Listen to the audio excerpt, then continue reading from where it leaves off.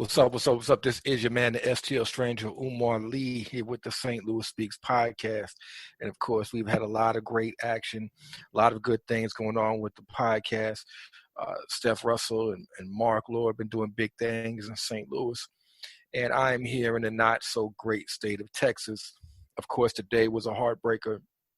I mean, I've been saying for weeks that we can't have these late innings dramatics with Cardinals games. You know, when Jordan Hicks went down, it's been a struggle. You know, we took that one-run lead into the ninth, and I just knew it when we got two on, nobody out in the eighth, didn't score. I knew it was going to be tough, and we lost one today. No sport can break your heart like baseball can. But good news is the Dallas Cowboys lost. And so that made me feel just a tad bit better. Today on the podcast, we're going to have a very special guest, Francis, who is a co-host of a Hell of a Way to Die podcast. Francis is a veteran, a South City Hoosier, a DeSmet grad, and worked in communications. And, you know, he's done a lot of different stuff. So he's an interesting guy to talk to. And I will be asking him quite a few questions. I've had kind of an interesting last couple of weeks. I've written a few heavily read pieces that are outside of the kind of St. Louis political scene.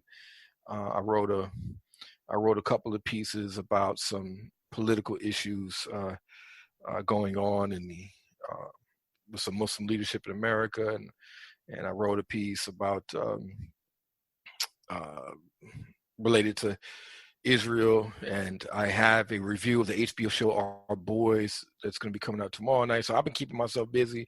I know Mark is doing his historian thing in St. Louis, and Steph is like, she's wearing so many hats, she might as well open up a rival to Levin's hat shop down on Washington and 14th Street, because I mean, man, she's, educator hat on, media hat on. I mean, she's just doing everything. So, Francis. Yeah, I'm here. Okay, how you doing, man? How you doing, man? All right, I'm good. I was just doing a little fill-in talk, complaining about the Cardinals relief pitching, and talking about my Sunday down here in the not so great state of Texas. Where at in Texas are you? So I'm like in Denton, which is a northern suburb of Dallas. So actually, my exit off of Highway 35. You're about 35 minutes down the road from Dallas, and you're about 35 minutes north of Dallas. It could be 45, depending on traffic, and you're about 20 to 30 minutes east of Fort Worth. So that's kind of where Denton is, and Denton has two big universities here: University of North Texas and Texas Women's University. So it's like a college town. And so it's got a little more of a laid back, vibe, not quite as like redneck or Texan, or it still is a lot of that here, but not as bad as like some of the surrounding areas. And so I view Texas basically as like purgatory. Did you grow up in a Catholic home, Francis? I did. My mother was a good Catholic and my father was a good atheist, and somehow they made it work. All right, so you got the Catholic side down. So I view Texas as like purgatory for like sins. I mean, even though I don't believe in like in a literal purgatory, but in an earthly purgatory, that it's like paying for some sins of mine having to live here in the state of Texas. I can say it's a very unpleasant experience. Like, I lived in D.C. I liked it. I lived in New York City for years, very much enjoyed it. But of course, I have the heart of a North County Hoosier, and my heart is basically made of Provel cheese and all the shit that would kill you in St. Louis: Vest soda and Red Hot Ripless and fried rice and everything that makes the lives of St. Louisans enjoyable. Yeah, my wife has a bunch of friends that are all over the United States, and every once in a while they do like a local flavor kind of gift exchange. And I made her send you can buy the Old Vienna seasoning, and I had her send that out to everybody because I use that if I sauteing vegetables. throw some old Vienna on it. Doing, even if I'm doing something like real bougie, like making some tofu, hit that with I air fry some tofu and then hit it with a little bit of red hot riblets. It's got a nice little St. Louis pop to it. Some good stuff, man. I mean, I got a place down here. It was called Tomato Pie. So there's a couple of places down here you can get St. Louis style pizza, but Tomato Pie had 2 locations selling St. Louis style pizza, and they had wings too. And I got them to start using the red hot riblet seasoning. And I'm in there one day, and Ezekiel Elliott, who's the running back for the Dallas Cowboys, comes in. He's a St. Louis native, and instead he was a regular, was coming into place all the time. Unfortunately, they've closed down, but I believe the St. Louisans, we don't have that. Like, okay, here's the thing. Like, there's a New York, Texas comparison. Like, New Yorkers are convinced, like, this is the epicenter of the universe. There's no greater place on the earth, right? And New York can make some kind of reasonable claim to that based on all the stuff that's in that city, right? Texas believes it's the greatest place on earth, which there's nothing reasonable about that claim. I mean, the nature sucks. It's flat. It's boring. There's really nothing interesting down here, but they still have this culture of braggadocio. You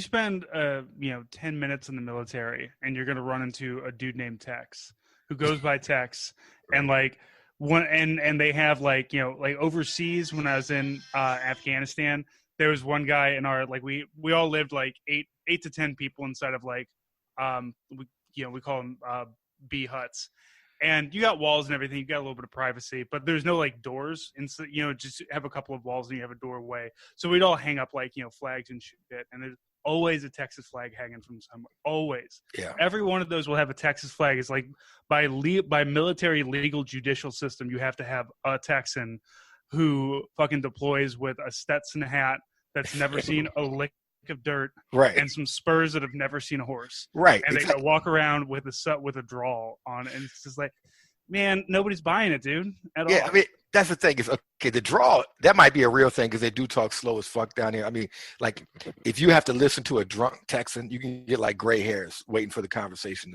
I mean, they literally talk like they've had a lot of head trauma as a child, or if you ever heard a retired professional boxer that fought a few years too long. That's pretty much how people down here talk. But the cowboy hats, these motherfuckers can't even ride a horse. You know what I'm trying to say? They're not cowboys. I mean, they've probably been on a horse like I have. I've went somewhere and paid to go horseback riding, right? I mean, you go on a trail and you hold the reins and you're just like, I did it. I rode a horse. So I might as well have some fucking cowboy boots and a cowboy hat. But that's a big thing. And speaking of Tex and Denton, so I'll give a good person from Denton. Stone Cold Steve Austin went to college here, grew up close to the pro wrestling legend. But also Tex, I believe his name was Tex Watson, the killer of the Manson family, is from here in this very area where I am tonight. So, so a bit of a swing there. A bit of a swing.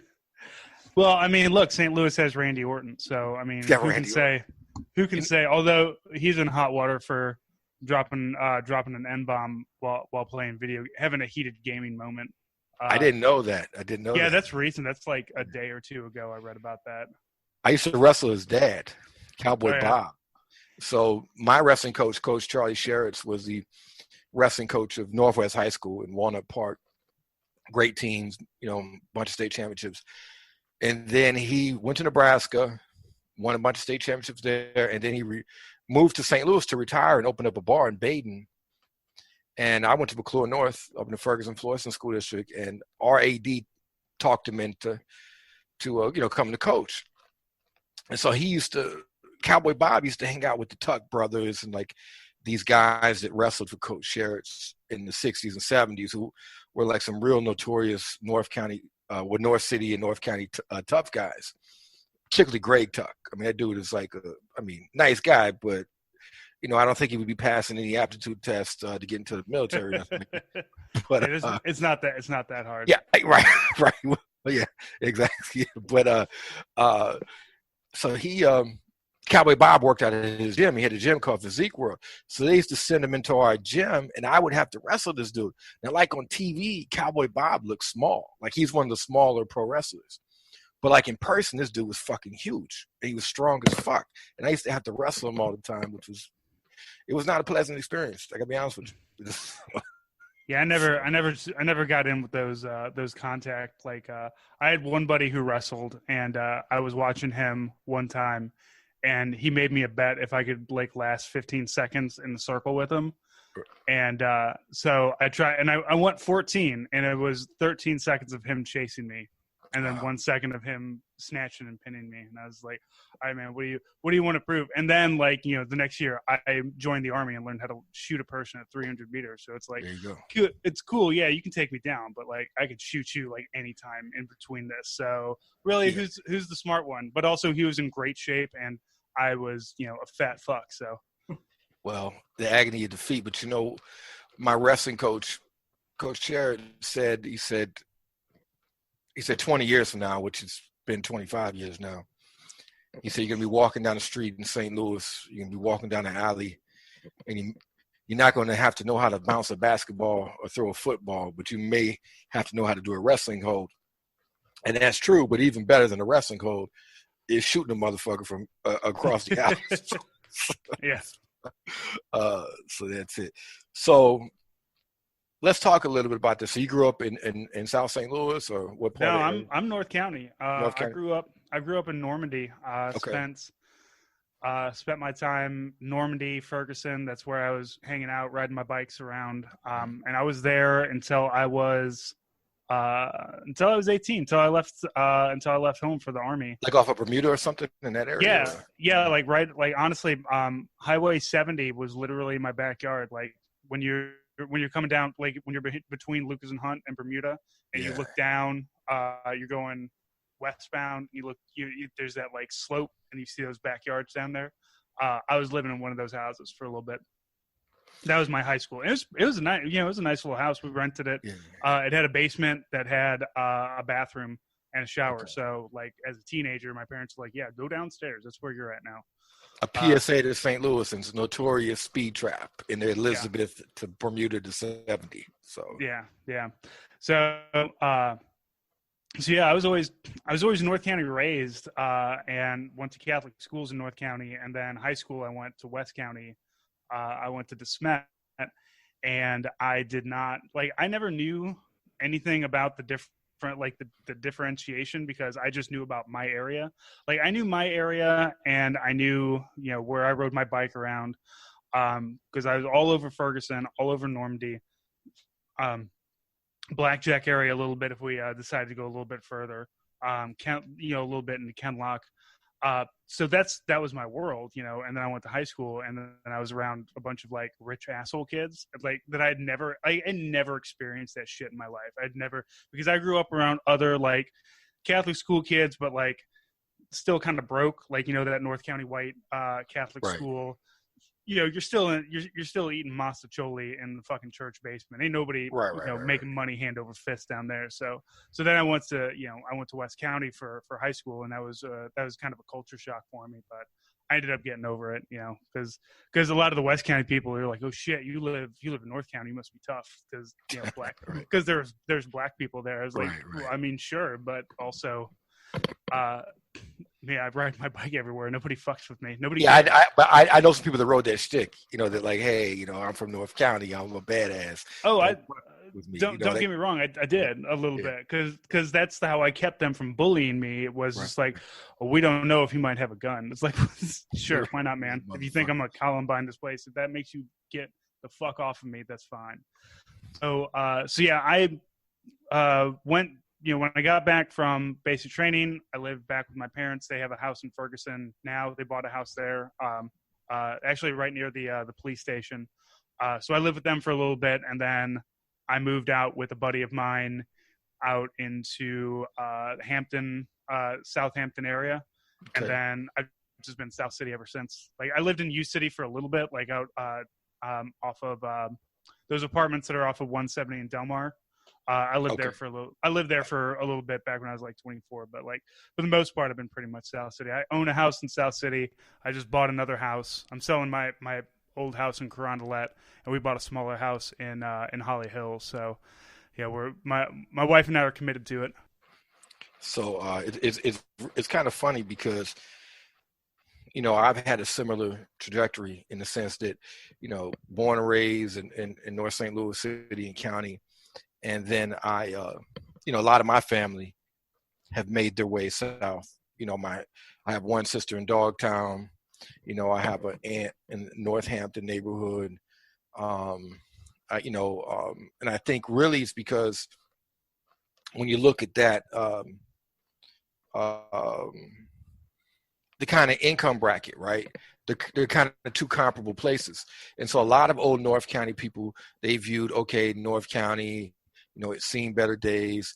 Let's move out to St. Charles County or even like Lincoln County.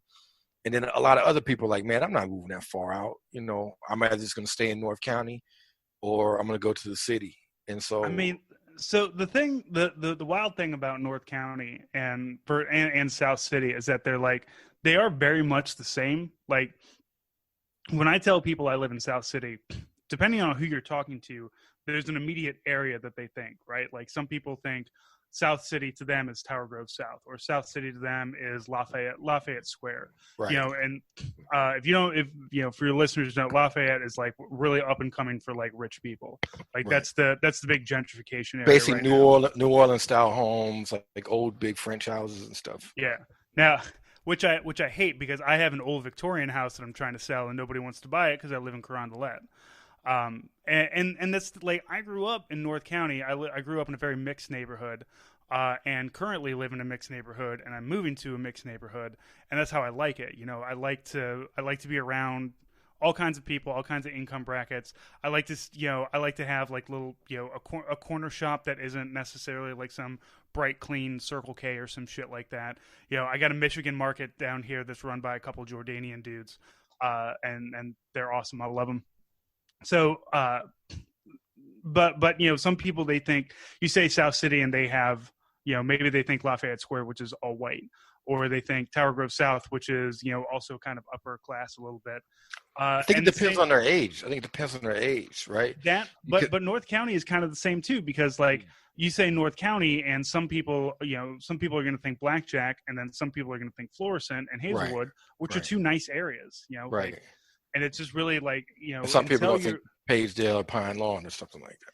Yeah, I mean, until you've like lived, like that's why I like that I've lived in two major areas and moved around a lot, and not really settling down until my 30s, because like I've experienced a lot more of the city that way, the city and the county that way, and just visiting friends that live out in like West County and places like there's a trailer park in Chesterfield, like they're trying to tear it down, yeah. But the thing is, man, it's like growing up in North County, like we seldom, and I'm talking about ever, went to South City or County, and like didn't know anybody in South City or South County. It was like a different world. Oh yeah. And what I heard about it was that thing, Southside Hoosiers, old Southside Hoosiers. My grandmother used to say they picked from the bottom of the Southside Hoosier barrel.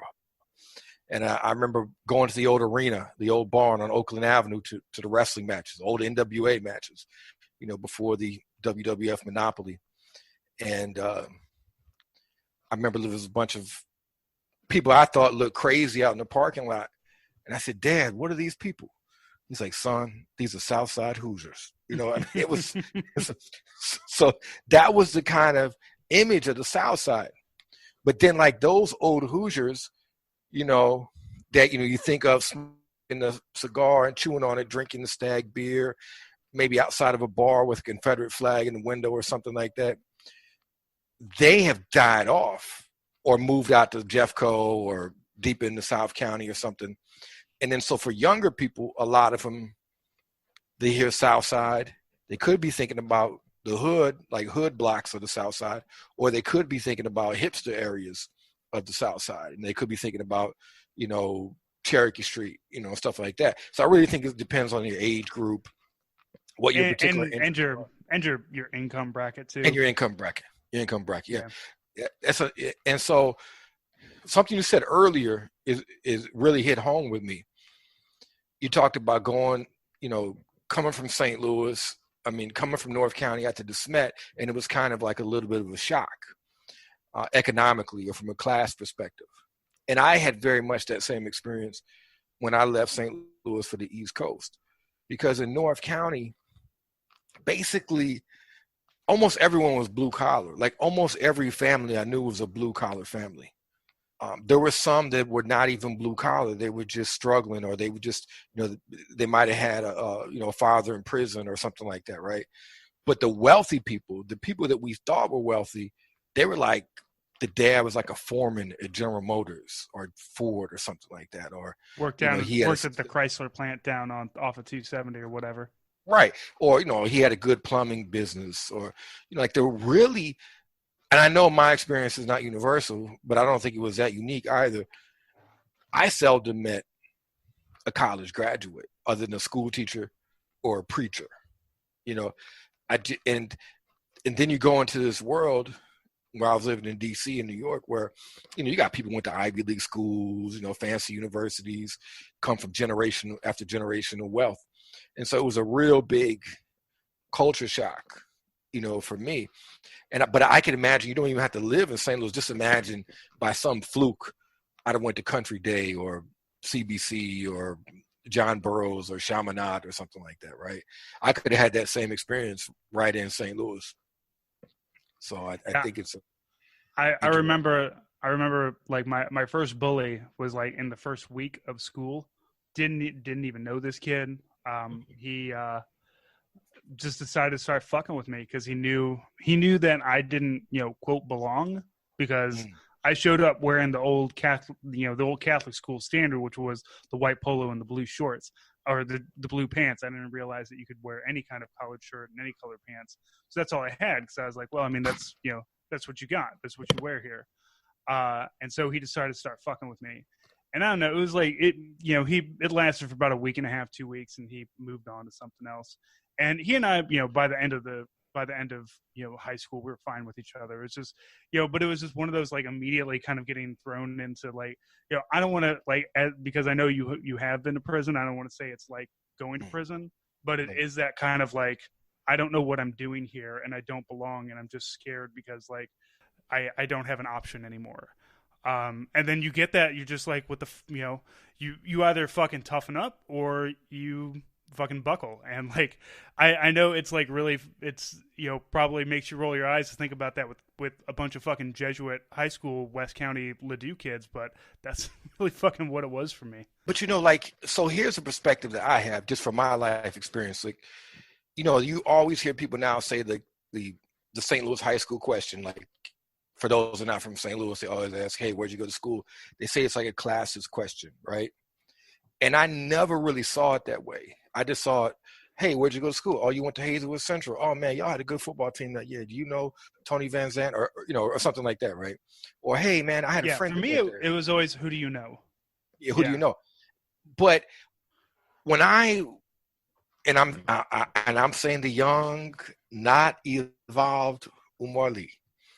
But if I heard a kid, I'm talking about, we thought if we heard a kid went to Pattonville, the Pattonville kids were so wimpy and so rich that we had to kick their ass.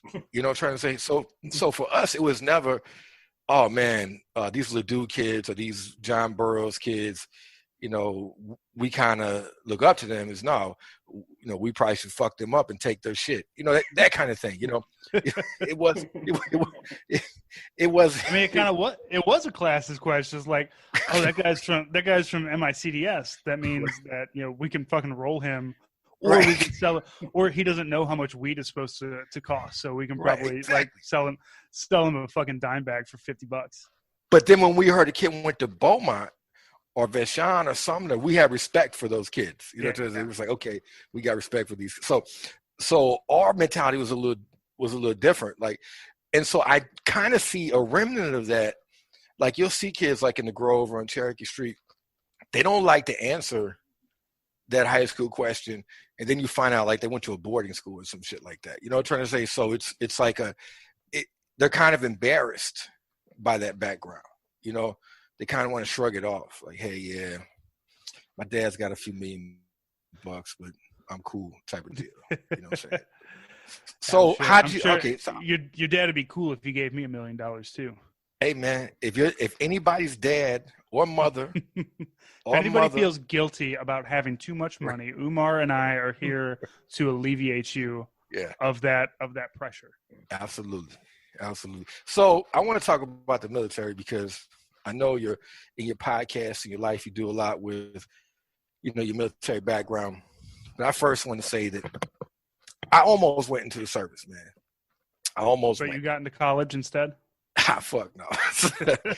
It depends what you refer to as college. But so, you know, it's kind of funny. Like my grandpa, you know, I was basically raised with my grandparents, my dad's parents, and him. But my grandpa was a World War II veteran, 1st Marine Division in you know, Okinawa, you know, Guadalcanal. Yeah. And my uncle, who lived with us a lot of times, Uncle Jimmy, you know, he was in the Army in Vietnam. He actually probably had one of the shittiest jobs. He was like on those like transport helicopters that like loaded up like dead and wounded bodies and shit. It was pretty bad job. Yeah. And my dad actually tried to volunteer to go to Vietnam. And so there was a recruiting office at that time by the Halls Ferry Circle.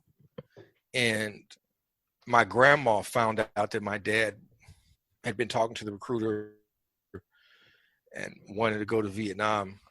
And she called him up and she said, hey, if I hear you talking to my son again, I'm going to come down with a baseball bat and me and you're going to have problems.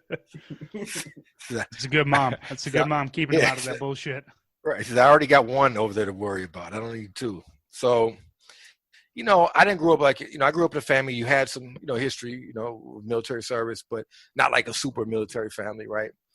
And, you know, I was always a political guy and a reader.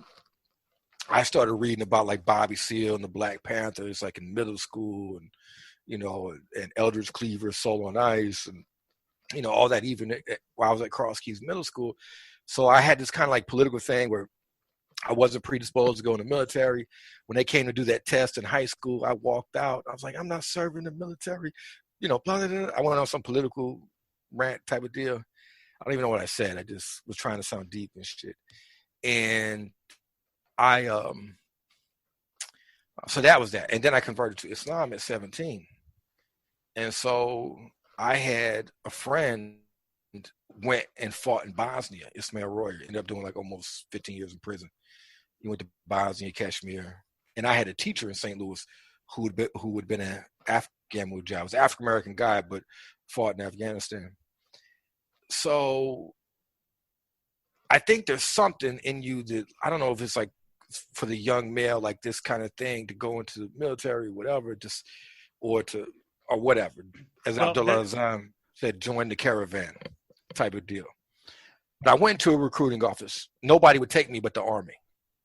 You know what I'm trying to say? I didn't want to like go to jihad. I mean, I did. I ended up going to Chechnya, but that's a whole different story. But I said, let me try to get some. Are you about to drop that you were a Chechnyan fighter at one point in time? Well, no, that's pretty publicly known that I actually didn't fight, but I went over there. And that was it's like it's known. I mean, those who I ought to hook you up.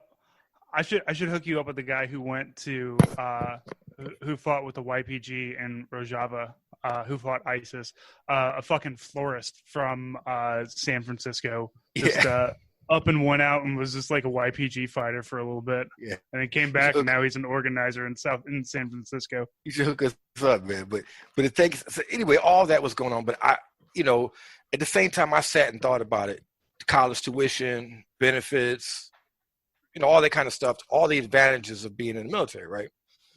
So I tried to volunteer for the Navy because I'm like, you know what? I like these benefits, but I'm not really trying to get killed for Bill Clinton, right?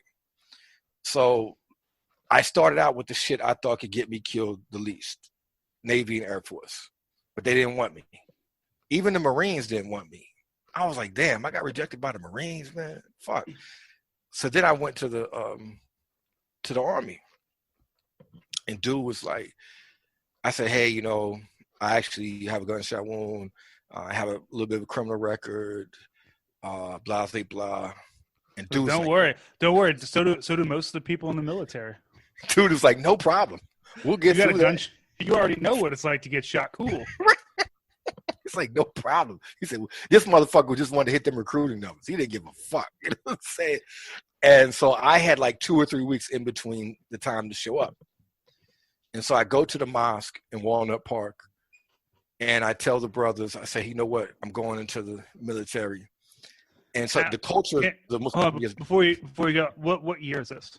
This is like 96 or 95 or something like that. Okay. So like the culture of the Muslim community has dramatically changed since then. Like now you would go, people would be like, oh, cool, you know. But at that time, the community was much more militant, right? And so I went in, and they're like, this is the army of Israel. It is the army of the Jews. You know, I mean, no, it was not a welcoming thing, you know.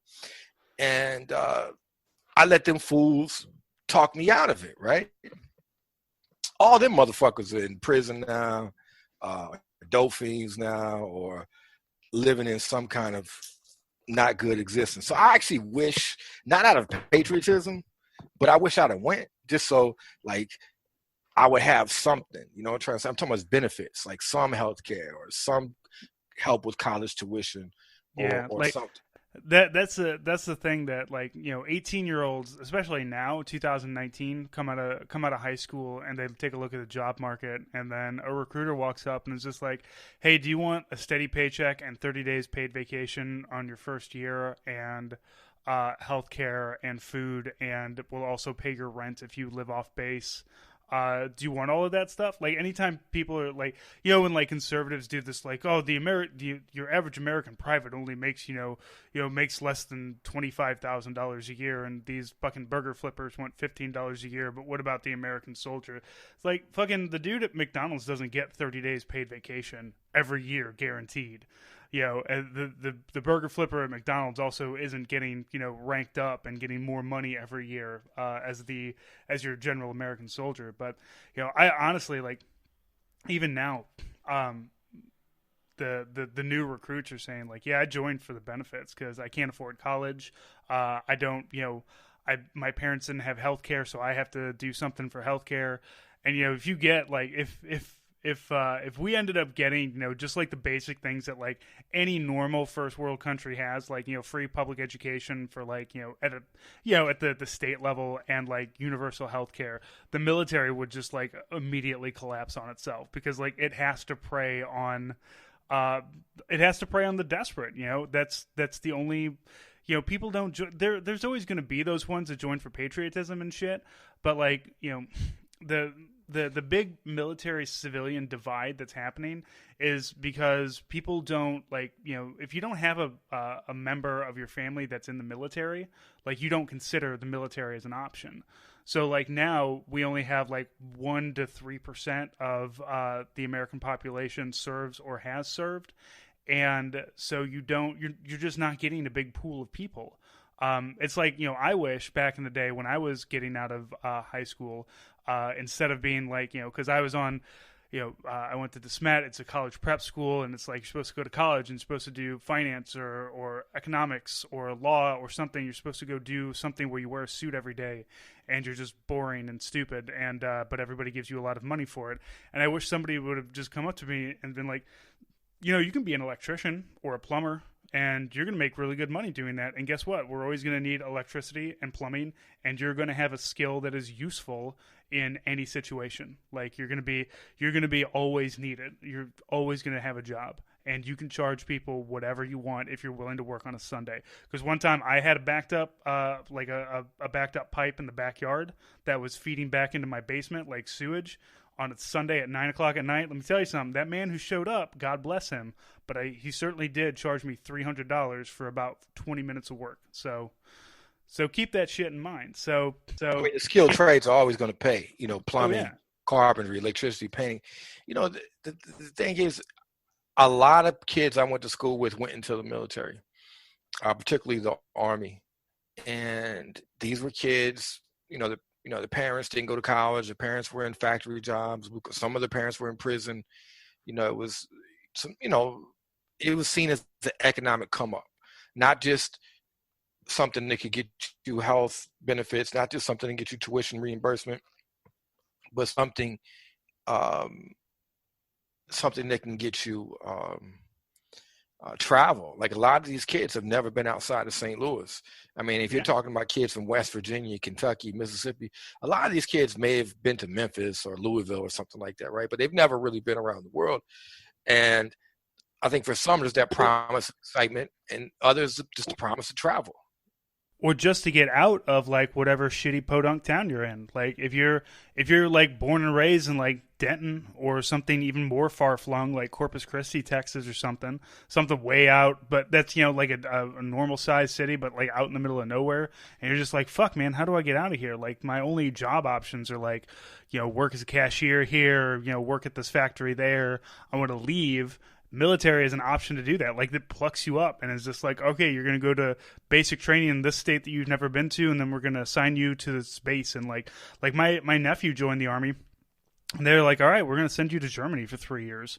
And he fucking loved it out there. It's just one, because he got to leave St. Louis and go to Germany, and he like spoke German. Like he took German when he was in high school, but then he also in Germany the drinking age is 18, so it's perfect for your normal American soldier. Luck of the draw. I mean, you talk to guys that were stationed in the Philippines when they had that big base back in the day, and they were partying like crazy, and a lot of them ended up marrying women from the Philippines. But I mean, it's the luck of the draw that you could go into to to Iraq or Afghanistan or any number of places, hopefully not Iran. But a lot of it's just the luck of the draw. Where do you get sent to? I have a good friend of mine. He's about 70, guy from Kinloch, and this guy is like a real.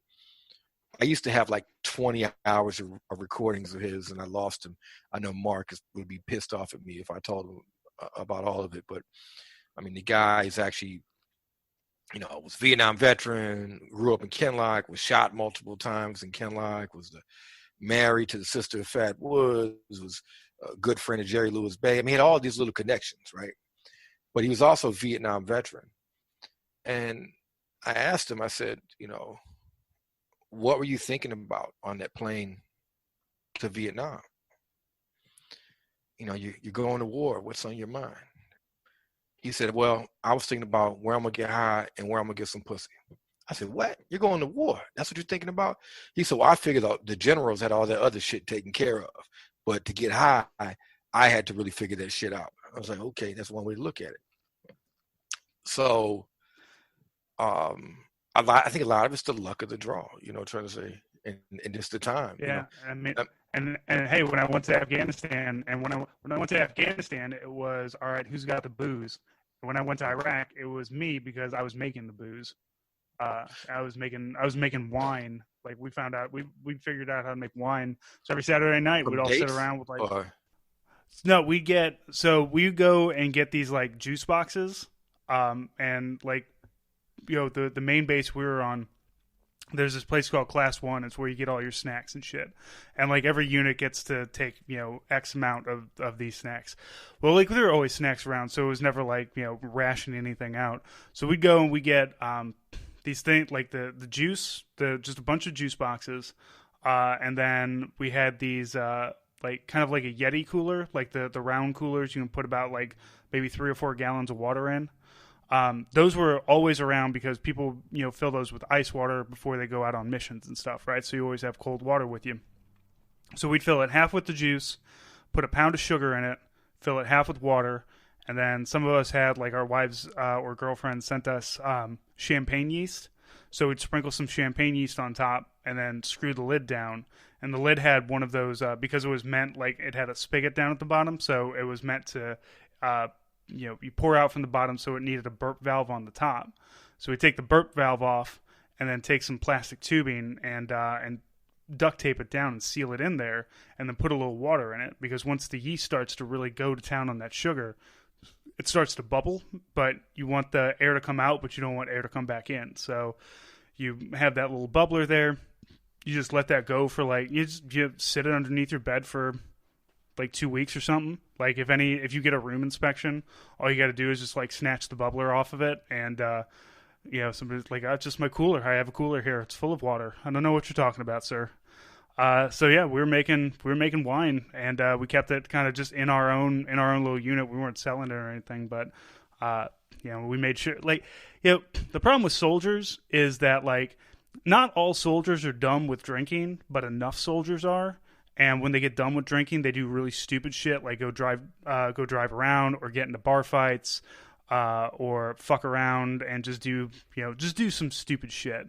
So like, all of us were like, all right, we're not telling anybody about this. This is our stash. We only make enough for ourselves. We're not selling or anything, so we don't want to get fucking busted with this. Like, our commander knew. We were fucking taking bottles to him too, and he's just like, just don't get fucked up. And if you get fucked up, don't get screaming fucked up.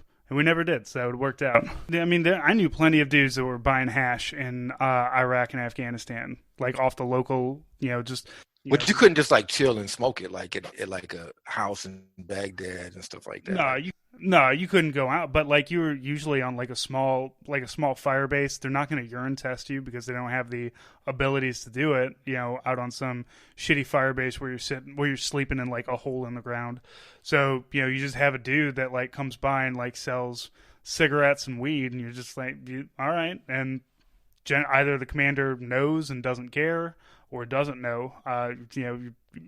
One would think you're smart enough to not just be smoking that shit right in front of them. So, but I mean, so where exactly were you in Iraq? So Iraq, I was in Basra down south. Mm-hmm. Yeah, I spent a lot of time in Basra, in Adder, which is Cobb Adder. Oh God, what was the city outside of that? That's where the ziggurat is, the ziggurat of Ur. Yeah, I got a picture of myself in front of that. So I spent a lot of time there, and then Afghanistan, I spent a lot of time up and down the Pakistan border on the east side, Jalalabad, Asadabad, Khoust. I saw the Torkham Gate. Just a lot of a lot of traveling around. So that's what I always wanted to do, like with the Army, like because I do journalism, like I do photos and write stories and shit. So I was always like, yeah, let me get me on, like in Afghanistan.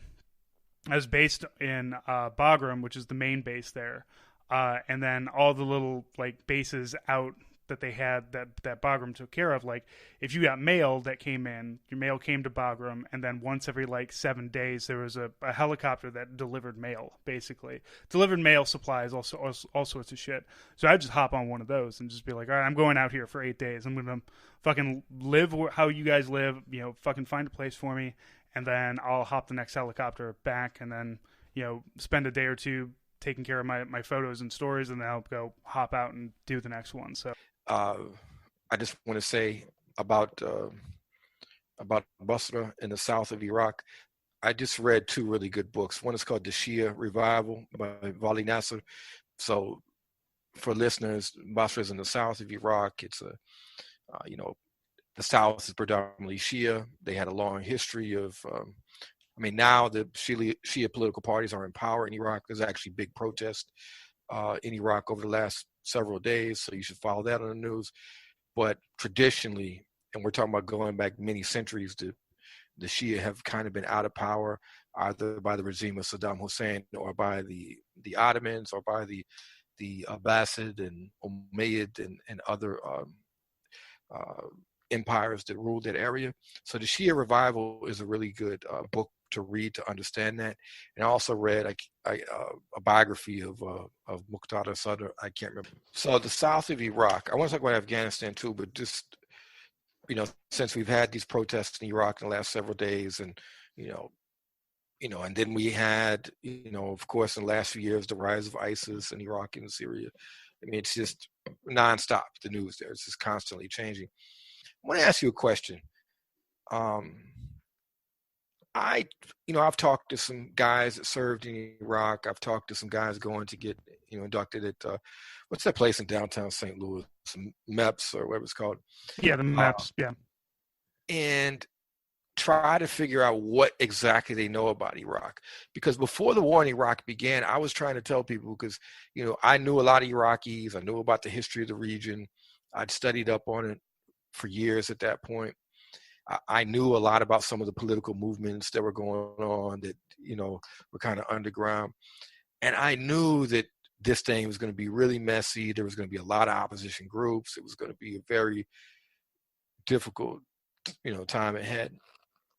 How your average soldier over there, have they boned up on the history of Iraq, on the difference of the different Shia factions, those that will, follow, let's say, Sadr against those who will follow more Iranian line against, Al-Qaeda, et cetera, or the Sunni factions or the Kurdish? Are they just kind of, hey, I'm there, I'm doing a job, I'm not really going to get into all that because that's not what I'm paid to do? What would you say to that? So, I mean, no, they don't. I mean, they don't really give us that much training. So when I went to Iraq in 2009, we do a lot of training before we go. And a lot of it is, how to move under fire, army training, combat training and shit. But some of it is like they try to do some cultural training. So they try to teach you like, hey, don't, if you're sitting down, don't point the bottom of your shoe towards one of the locals. They find that offensive. Don't do the okay symbol because it looks like you're calling them an asshole or something. But we had a cultural advisor come in, and it wasn't until like years later that I realized how fucked up it was that we had this cultural advisor, because he came in for like 2 days or so, and it was just like 2 days with just this guy to tell us about Islam and tell us about Iraq and the differences between the factions and whatnot. So one, this dude was not Iraqi, he was fucking Moroccan, which I understand like that. There's that like weird racism that the army still has, that the government really still has, where they're just like, you're brown and you speak Arabic, right? So it's all the same. But like Morocco is in Africa and like very far away from where Iraq and Afghanistan are. So this guy, he's going through and telling us all about, about Islam and about the rise of, he has us watch this documentary called The Rise of the Cult of the Suicide Bomber, and how suicide bombing for Muslims really started in the Iran-Iraq war with it started with one kid that grabbed a bunch of grenades and jumped underneath I think it was an Iraqi boy who jumped underneath an Iranian tank and blew it, disabled the tank that way. And then everybody's just like, well, now we suicide bomb things, I guess, which also is just absolutely insane. That's not how any of that worked at all. Most suicide bombers now, a lot of them are not doing it willingly. There is generally some kind of do it or we're going to kill like most of your family kind of thing. There are some hardcore believers out there. I mean, I don't know what percentage they are, but that element definitely exists. Yeah. So we had like I said, we have a cultural advisor who's not from the culture that we're going to be, going to. And I'm sure that he was able to, kind of explain the difference between the Sunnis and the Shia a little bit. But I mean, it really kind of was just like, well, the Shias are just more Islamic than the Sunnis. And that's about it. It's like this what it came down to. It would be like if, my cousin who's a Bosnian Muslim was just like, yeah, let me tell you about out of the, drinking a beer with me, smoking a cigarette and eating a pork sandwich. You're like, yeah, I'll tell you all about Iraq, man. Right. And that is my Muslim Bosnian. But that's cousin. Something that exists throughout the system. Like you have in the State Department, in the federal government, like advisors on, let's say, Egypt that are Pakistanis. Like there's this real, like the Trump people talk about swamp creatures. Like there's this real birth of like these second generation Muslims that grew up here that are really lining up for all these advisory roles and think tanks and DC jobs. And if you're Muslim or come from a Muslim background, it doesn't matter. You can be like Afghan. and you could come in as like an advisor on Turkey or something. You know what I'm trying to say? I mean, that's unfortunately like a really common thing. Like, you know, like in St. Louis, for example, when there's like a issue with the Palestinians, like they'll go and interview like Pakistanis and Bangladeshis. Right. It's like Not even kind of this ask. weird, Like, you're just like, you're brown. Come on over right? here. Right. It's not. It's like this weird thing, right? I mean, no one would do it with like a Catholic and just say, "Hey, there's issues with the Catholic Church in Italy. Let's talk to somebody from El Salvador." You know, I mean, it wouldn't even, you know, cross somebody's radar. Yeah. Even if you were talking to an El Salvadorian Catholic, they probably still would just, I don't give a fuck what they're doing over there. Right. Right. I mean, you know, they have no idea. So you're in. How long do you spend in Iraq? I spent a year in Iraq. It was a 400-day deployment, but that was like with, you know, training and everything. And Afghanistan was 2004, and that was also a year. So yeah, and it was, man, Basra was wild too, because like we're on this base that's like really in the middle of, like, we're in Basra, but like Basra city proper is nowhere near us. And also that's the first time I experienced hail in a desert before. Twice in July it hailed because it got so humid that the humidity eventually like froze high up in the atmosphere and then fell and then melted 30 seconds later and then was back up in the air as humidity. Like, I don't complain about St. Louis humidity anymore because I've experienced Iraq humidity and I wanted to die. Literally, and I mean, I was in shape. I was running all the time. I was working out, and still, like, that was just the most fucked situation. I was like, man, what?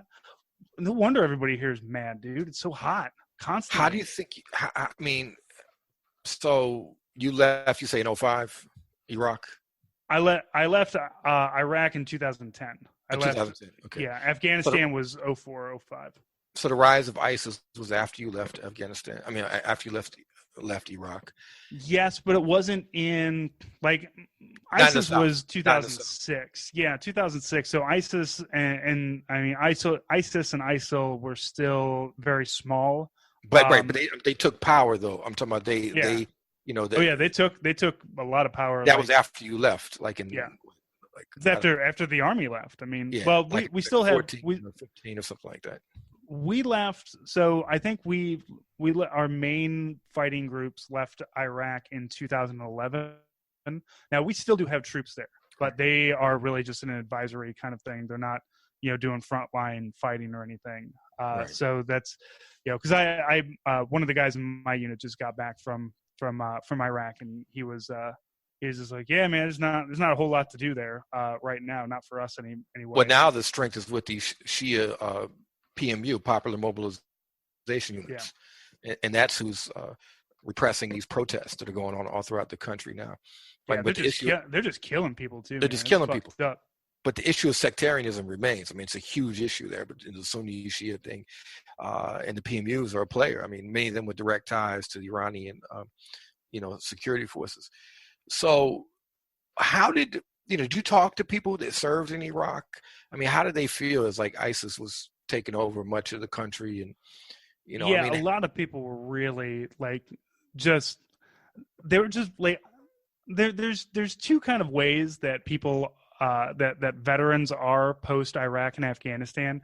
Either you're a person who is like, well, we went there and we did great and wonderful things, and it's terrible that those people weren't able to keep up with it, and they weren't able to hold the security that we handed to them. And then there's the people who are like me. It's like, it was fucked from day one. When we left, we fucked them even more. And this is the direct result of our fucking. And really the best thing that we could do is let them sort it out, because if we go back in there again, everything's just going to be fucked again. And, I mean, we did help out, like, with the pushing ISIS out, but like, street to street was Iraqi soldiers and Iraqi police. Now they were like, hey, we're going to call in some airstrikes or artillery or something. Right. And that was the Americans, but like the true street to street stuff was that. But yeah, man, a lot of people were just like, myself included, just like, man, like we really fucked that country up. Like, For beyond sure. repair.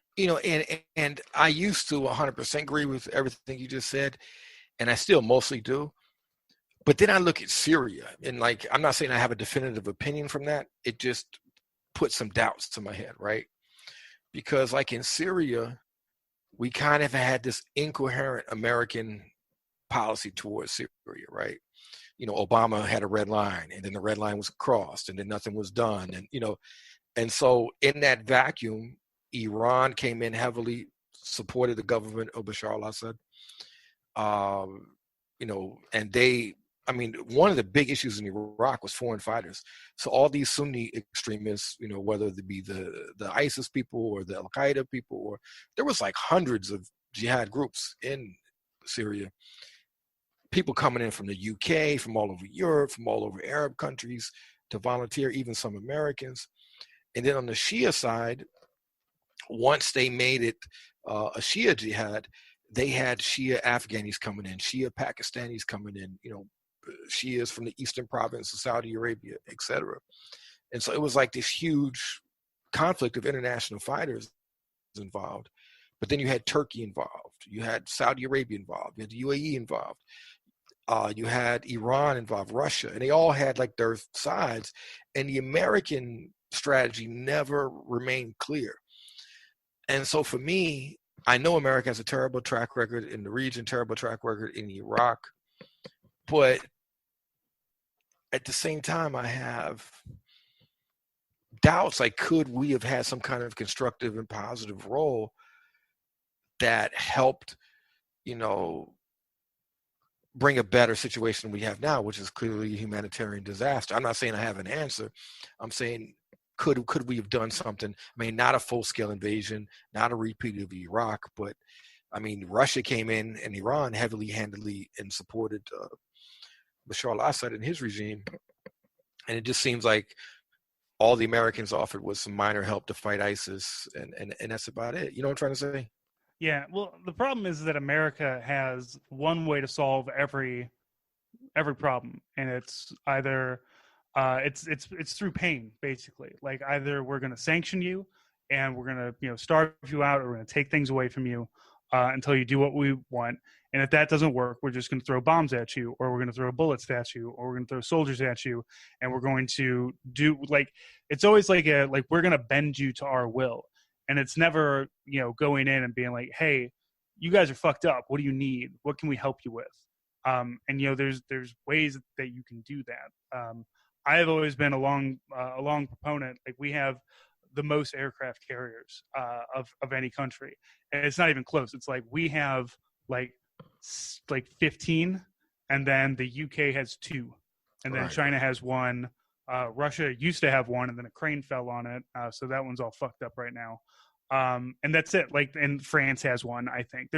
So if we take like half of these aircraft carriers and just turn them into hospital ships and go park them outside of like third world countries, like put one outside of Eastern Africa or Western Africa, put one down in South America, and just go on and be like, what do you need help with? What can we help you with? We have medical supplies, we have food, we have engineers that can help rebuild these things. And like, when I was in Honduras, I spent a little time in Honduras, and that's what we were doing. And this was like 2007. Like, we had Puerto Rican engineers down there, and they come in, and they'd be like, all right, what's going on in this school? And they're like, our electricity doesn't work. They're like, all right, bring in the electrical engineers, and they'll go through and they'll like, here's what we need. We'll order these things. And then the next group can go ahead and fix them. So we have those abilities, and we have, like, in Afghanistan, when I was there, that was one of our plans. It was like, we're going to rebuild their infrastructure. We're going to build them schools and wells and shit like that. But like, the problem is that also that America just has no like cultural competency, I guess, like to be able, because they think, we think like, what does everybody want? Well, they want freedom, like us, right? Everybody wants to have Pizza Hut and Camel cigarettes and a chicken in every pot and a Toyota or whatever in the garage. And then you go to another country and you say, okay, we're going to give you guys these things. You're like, that's not what I want at all. I don't want these things. I don't want a big house. I don't want, we live like, 4 generations inside of this little, Right. What might be look like a little compound, but like we all live here, and this is our little farming community. So maybe some farming implements, or maybe some irrigation techniques, or maybe something to help us out. There's always something that it's just like, if we could just bring in somebody to help these people, like just with these small things, like they have a tractor, have some herds of animals.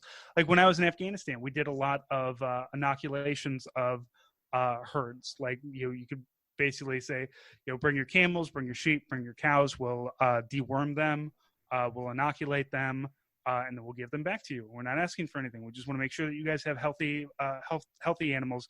We want to kill foot and mouth disease over here. We want to take care of we want to stop these diseases. We want to stop dengue fever down in South America. But then, like, we also back a coup and then collapse a government. Or we set up some death squads because we don't like the fact that the new democratically elected guy was communist. And it's like, that's not even our shit. Who cares? I don't care if they're a communist or a capitalist or whatever. Just let Venezuela do what Venezuela does. Who gives a fuck? The thing is, I don't think America ever really quite understood that when you're going into Iraq and Afghanistan, that there are a lot of historic and cultural forces in play. Oh, yeah. It's just America is only, 250, 270 years old? We don't understand 1,000-year-old grudges. Right. And when you look at the heart of the Arab and Muslim world as an example, there's an Islamic movement that ebbs and flows in terms of popularity, but at its foundation has a belief that Muslims have become backwards, Muslims have become repressed, and the only way to right the ship, the only way to change the condition of Muslims is to embrace an Islamic movement, an Islamic revival that will put Muslims back into a position of power, a position of dominance. And what you saw, part of this is on the moderate edge, like the Ikhwan Muslimin, the Muslim Brotherhood, but then there's a spectrum all the way to the right, to a group like ISIS. And the collapse of Iraq and the Syrian civil war really created a magnet where people believed that this movement could be successful. And at the core of this movement is the belief that there shouldn't be borders because the lands of jihad should always be expanding, that the lands of jihad should eventually go into Europe, etc. I mean, all these grandiose, beliefs with no foundations of reality. But this was fundamentally an appealing call to a lot of young Muslims in need of something, or perhaps having identity issues, or perhaps feeling lonely, that they can go and join this grand movement where, like in St. Louis, you have like these white girls like from West County or something, right? St. Charles County. And to them, it's real exciting to go into North City or North County and have a black boyfriend, and they feel like they're in a rap video and it's giving them street cred. And so in the Muslim world, you had the bored, Muslim girl in Birmingham, England. All of a sudden she could go to Syria and get a jihad boy. And all of a sudden the guy that couldn't get married, he's in Syria and Iraq fighting with 2 wives. And you might have a sex slave, a Yazidi girl or something like that, right? So it's all these historical things going on, right? The resurrection of slavery and all that kind of stuff that I think Americans had no clue culturally, historically, what was going on with these things. And just to insert ourselves in the middle of these things, I think, was not well thought out. When a neocon said America is going to be greeted with chocolate and roses, that was just pure fiction. There was no historical foundation to believe something like that was going to happen. Look, if you can't respect us for showing up with waving a bunch of tiny American flags and throwing out some Jolly Ranchers to all the kids, if you can't win a war like that, man, I don't know how you can win a war. Right. Jolly Ranchers, man. You should throw out Now and Laters. I think Now and Laters would have done the trick, man. No, we always did hard candy because otherwise the soft stuff would melt. You gotta do Jolly Ranchers. We couldn't ever do chocolate because it would always just be like a hot mess once you start throwing it out. But at the same time, like there's like this thing, Iraq was great with Saddam. Like you have like that reaction. Of course, Iraq wasn't great under Saddam either. The guy was a murdering psychopath. So like there's been a lot of issues over there for a very long time. And just think we're going to pop up and solve them, I think was foolhardy. Oh yeah, and I read a book called Operation Hotel California about all of the State Department guys who were operating in Iraq before the Iraq War, and just being like, hey, we can, here's, one guy was just like, hey, I'm calling in coordinates of like there's a Al Qaeda training base here. If you hit this, we kill like 1,000 people, 1,000 of Al Qaeda. We'll kill them. We can end this right now. And would go up and then go up to the president, and the president would be like, nah, not going to do it. Like it was as if like the whole Iraq. Like people think that Iraq was some like great blunder, like, oh, we just all shucksed our way on into Iraq thinking that we were gonna win it over, and like, well, those dirty Muslims, man, they just couldn't appreciate it. But like it really feels like there was something sinister behind a lot of it. Like that there was some, like maybe Bush Jr. wanted to finish Daddy's war and finally take out Saddam, or I mean, all those dudes are like weird evangelicals too, so it was probably something probably had something to do about a holy war on our end or something. Well, a lot of them, remember, they were talking about it was going to be an opportunity to proselytize the Kurds. There was going to be a mass conversion of the Kurds to Christianity.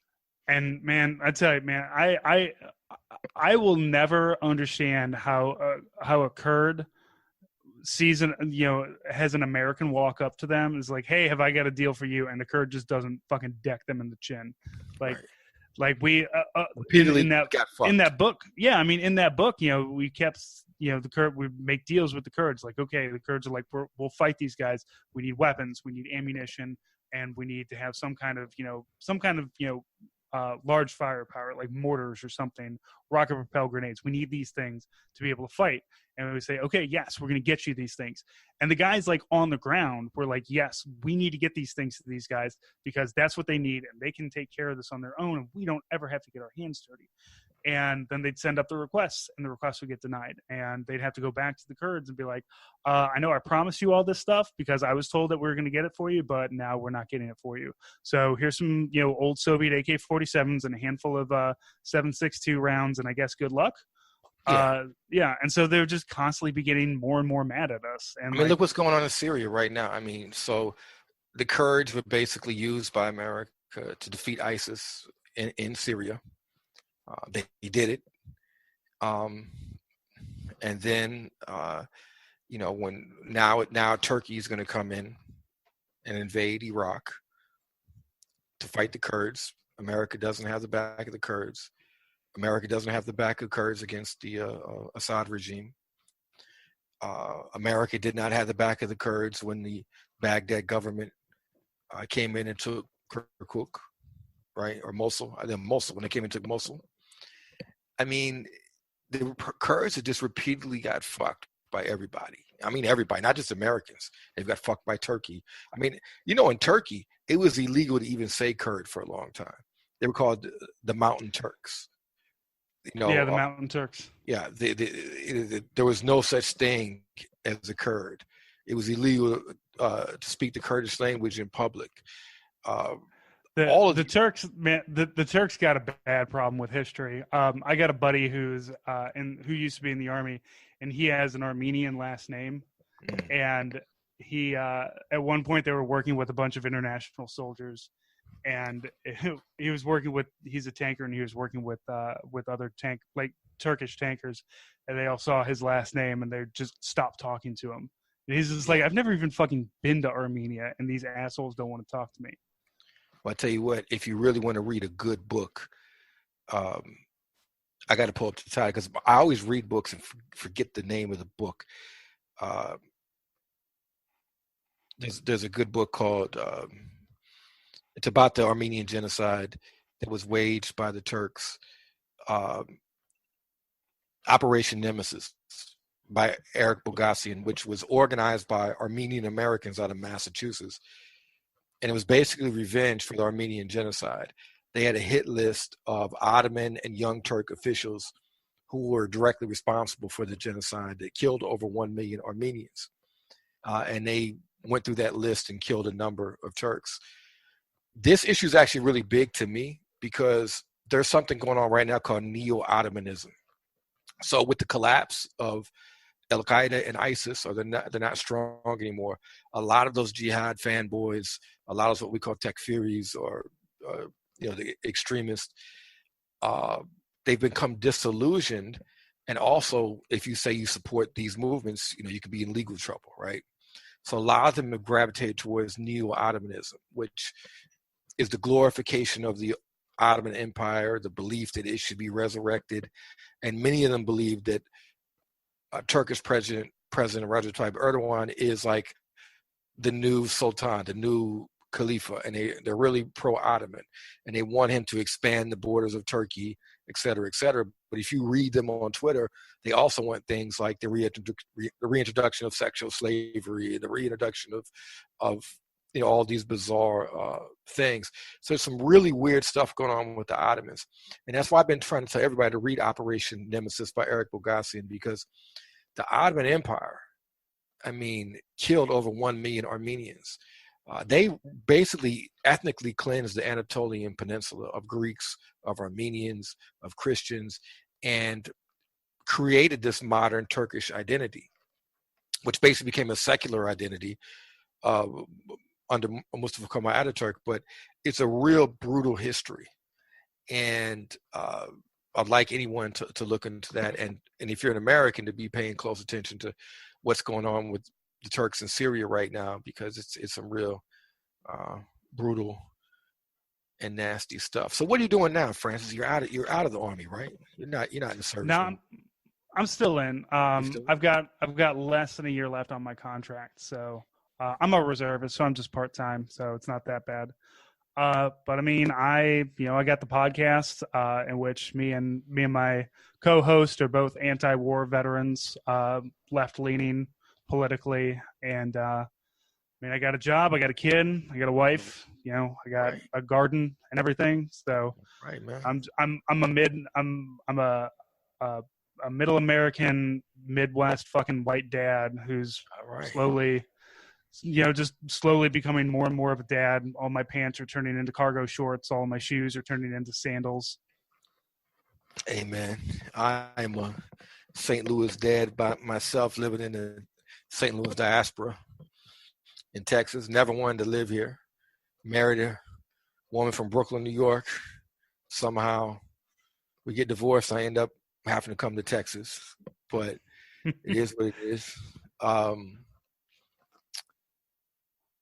Mark wants me to ask you about one thing, and that is John Walker Lynn. And before you get into that, I just want to say his cousin, Musa McGuire, who's an academic at, I always forget, is it the University of Chicago or Chicago University, the real elite school on the south side of Chicago?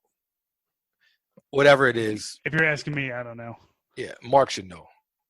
Mark's the academic. But anyway, he's a professor there. He's an academic, very brilliant guy, really nice guy.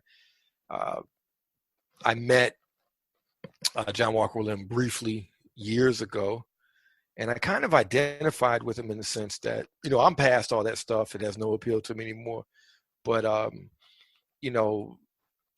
I had several friends that went overseas to fight, but I had even more that went over to study. Like a lot of people used to go to Yemen to study Arabic and Islam, or I used to go to Egypt, or if you get a scholarship to Saudi Arabia or any of the Gulf countries, they would put you on salary. So it was this real big push in the 90s for American Muslims to make quote unquote hijrah. And he was part of that thing. Like he studied in Yemen, ends up in Afghanistan. I know a guy right now who promotes himself as a Muslim progressive, and he's really woke, all that. In the 90s, he was telling people it was a religious duty to make bay'ah, to make an oath of allegiance to Mullah Omar, the leader of the Taliban, and anyone who should move to Afghanistan and take their talents, whether it be engineering or whatever your skill is, right? He wasn't talking to me because I have no skills. He's like, okay, you can bullshit here in America. Afghanistan doesn't. but Afghanistan's full of Afghan bullshitters. We don't full Afghan bullshit. Import that shit. Right. So, uh, uh, so I kind of empathize with John Walker Lee. You know, I think he's a young guy, like my buddy Ismail Royer from St. Louis. He was a punk, like Ismail was a punk rocker, was a young, leftist before he became like an Islamist, and just Yeah. dumbed his. So John Walker Lind is curious to me because I didn't really know much about him until he was getting out. I just always knew him as the American Taliban. But like he joined the Taliban before it was cool, like like you were saying back in the '90s, Right. when it's that weird like that decade that was post Cold War Mujahideen fighter, which we liked, but starting to kind of turn into the just like what is what's going on over there. But we also didn't really care because we were enjoying this year, Right. this decade of peace. Bill Clinton was drawing down the military and everything, spending less money on the military because we weren't doing wars anymore. So, and I know that John Walker Lind also, like, once 9/11 happened, was like desperately trying to get the fuck out of there because he knew that was not going to end well for him. Right. And it didn't. It landed him in jail for 20 years. See, But that's the thing, man. Like you were saying though. Well, I just want to say you talk about like how you said you knew his cousin who was really smart. Yeah. John Walker Lind was incredibly intelligent too. Like he successfully sued the federal government multiple times in prison, like for just the deplorable situations that they would find themselves in. And he was smart as fuck. So it's not like this isn't some dumbass decided to go and join the Taliban because he thought it would be cool or because he got brainwashed. Like he was into it. Like he was into being part of jihad, which is not war, it's a struggle. You can have a jihad against trying to quit smoking. Like it's just a struggle. It's a religious struggle, and he wanted to be a part of that. And then and so I can respect that, but I don't think John Walker Lind was like, yeah, fuck America, I want to kill Americans. And so he decided to go over there in the 90s. Like that's not how you do it. See, I'll say this. I know people like that I mean, I don't know well, but I have met some people that are like that. Like, yeah, they want to kill Americans, whoever, right? I don't think he was one of those people. I really don't. And you also got to understand in the 90s, the climate, like I said, the Muslim community was much more militant in the 90s, much more Islamist in nature in the 90s. Like you couldn't even really go to a mosque and say you wanted to register people to vote. They'd be like, oh, the system is, they're like, you can't endorse the system. You can't give the system legitimacy. I'm talking about in America. I'm trying to say that's how different the community was now. Now you have like tons of Muslims running for office. So the community was much more militant and radical. I mean, the Taliban had a website, Taliban.com. You could like send the Taliban money, like their bank account numbers were on there. Like literally, I was at the IANA Convention, the Islamic Assembly of North America in Detroit in '96. There was a dude from the Taliban just there collecting money. You know what I'm trying to say? So many people at that conference ended up going to jail, by the way. I'm really curious how so many of these people who were into the Islamic movement in the 90s somehow but like found themselves on the wrong side of the law eventually. Because in the 90s they just didn't give a shit. Like no one was really paying attention. Like when I lived in DC, so the mosque Dar Hijra, the ex-president of the mosque, Musa Abu Marzouk, also was the president of Hamas. Nihad Awad, who's the director of CARE now, used to have an office and it said Hamas on the front door, right? You know what I mean? So obviously you couldn't do that now. You'd be in jail. When they would have a suicide bombing in Israel, they would announce it at the mosque to cheers, to takbir, Allah Akbar, to loud cheers. Obviously you couldn't do that now. Even if somebody felt like that way, they would keep that shit to themselves for legal purposes, right? That's the climate that produced John Walker Lind. He converted into a community that really, from the late 70s through the 90s, was just progressively being taken over by Salafis, by people who were more politically and religiously extreme. So he's a young guy. He's impressive. He's smart. And he, just like Ismail Royer out of St. Louis, he thinks to be the ultimate Muslim, to be the good Muslim, I have to go to overseas to study. I have to go overseas to live in a Muslim country. And then he just gets caught up in this unfortunate situation. But I never viewed him as a guy who was dangerous. Like, I don't think he's a guy that would have blown himself up. I don't think he was the guy that would have killed anybody. You know, I'm trying to say, I don't think he's a guy that would have been a harm to anyone. I think he was really unfairly vilified. And, you know, now he's out of jail. And from what I hear from his cousin, he's just trying to get his life together. He got Irish citizenship. So I think the plan is to move to Ireland at some point. But I just think it's a really unfortunate situation. And there's a country song by Steve Earle. And I never knew Steve Earle was a singer. I knew about him from Treme, the show on HBO. And I found out the dude was a singer. And he's got a song called John Walker Blues. You ever heard that song before? Uh-uh.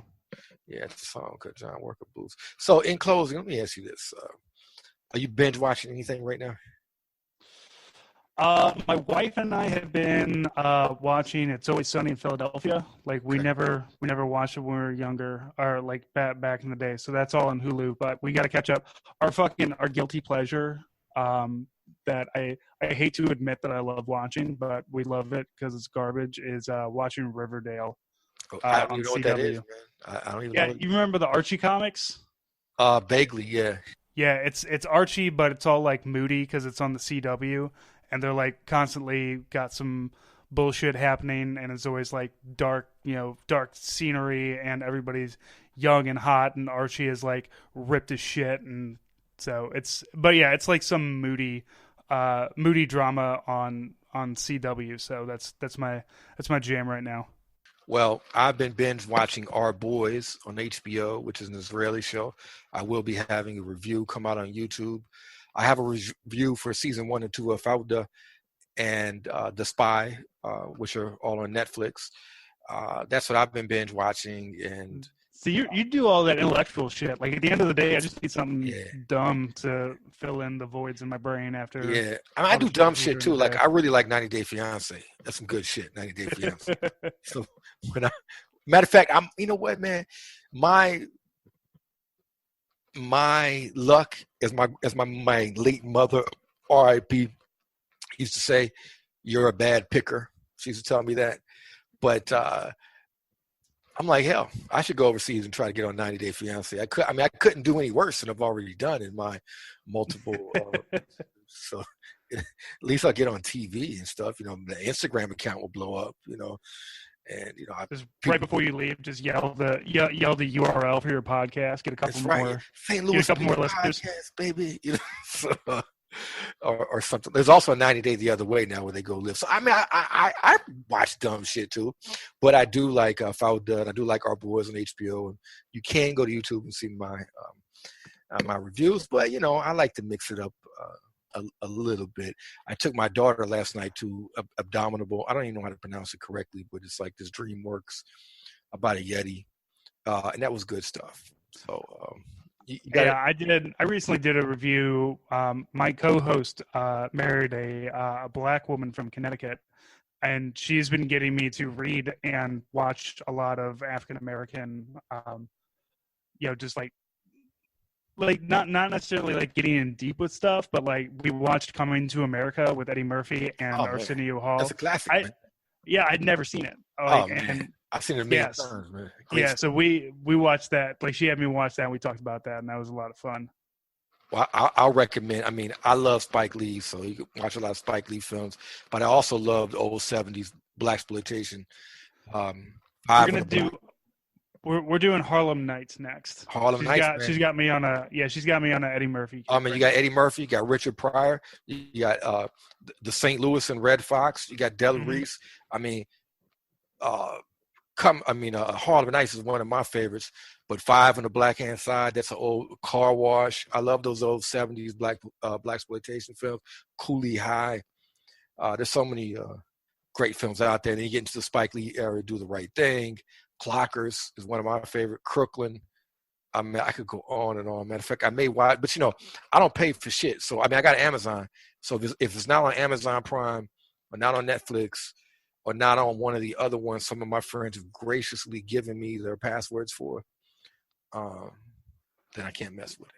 Well, they're doing a Coming to America sequel. That's I supposed do, to be man. out. I'm really worried about it. To be honest with you, man. I'm really worried. But it's all the same people though. Like they're bringing everybody back for it. Like it's still the same writers and everything. Are they bringing the woman back that was in the bath with Eddie Murphy, who washed the royal penis?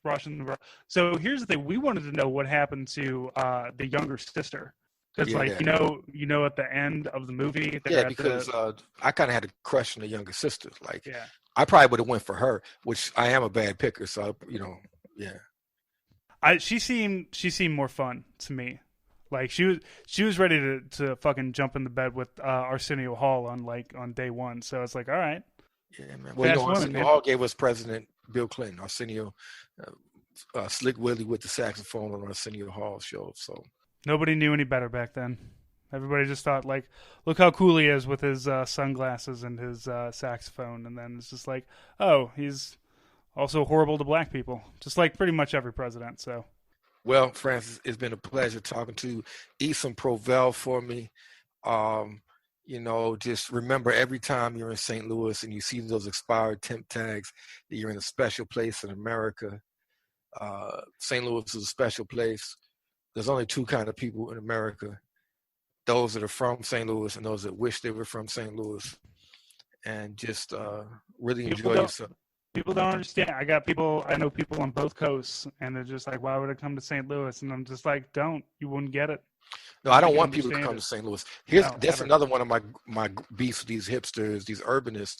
They love the growth in the Grove and the Central Corridor, which, first of all, that's all for rich people. So I don't have the money for this shit anyway.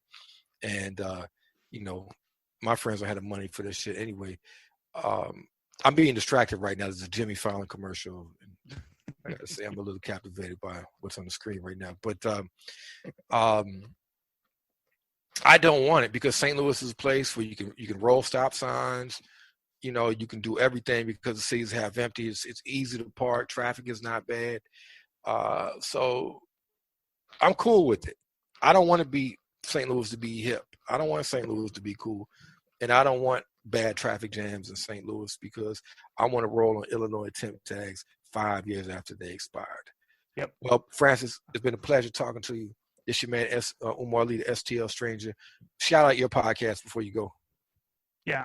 What a hell of a way to die. If you like lefty military shit, that's me. That's what we do.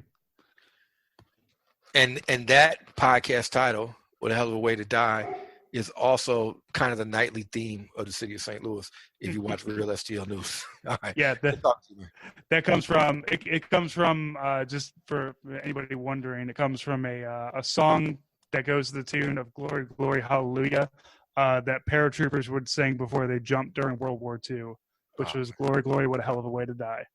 What a hell of a way to die. But that's it, man. Good talking to you. Thanks, Umar. All right, you're welcome.